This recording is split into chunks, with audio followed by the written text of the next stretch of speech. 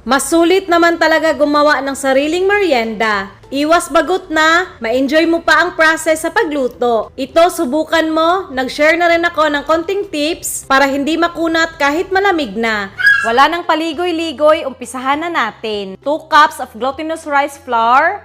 Para malambot pa rin tumamaya kahit malamig na. 500 grams lutong patatas. Gadgarin ko lang. At ihalo na. 2 kutsarang asukal, konting asin, tapos ihalo muna para matansya natin kung gaano kadaming tubig ang need ilagay mamaya. Yan, dito na tayo maglagay ng tubig. Tapos haluin ulit. Basta paunti-unti lang dapat ang tubig. Dapat ganito na yung consistency, oh. Konti lang ang nagamit ko sa 1 cup. Pag i-flat, dapat ganito na yung itsura, hindi nagbiyak-biyak. Bahala ka na sa ipalaman mo. Ako, cheese at dark choco lang. Kuha ng 1 kutsara, i-flat.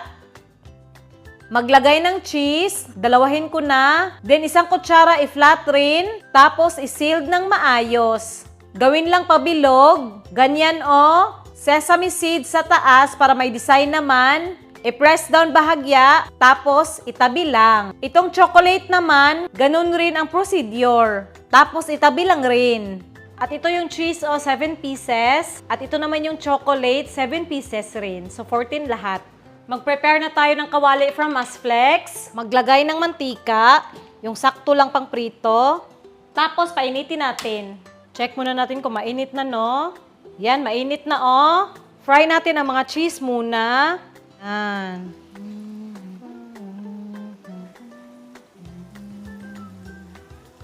Yan, i-golden brown muna natin, tsaka natin baliktarin. Ang ganda ng pagkaluto, ito na brown na, baliktarin na natin. Oh, wow.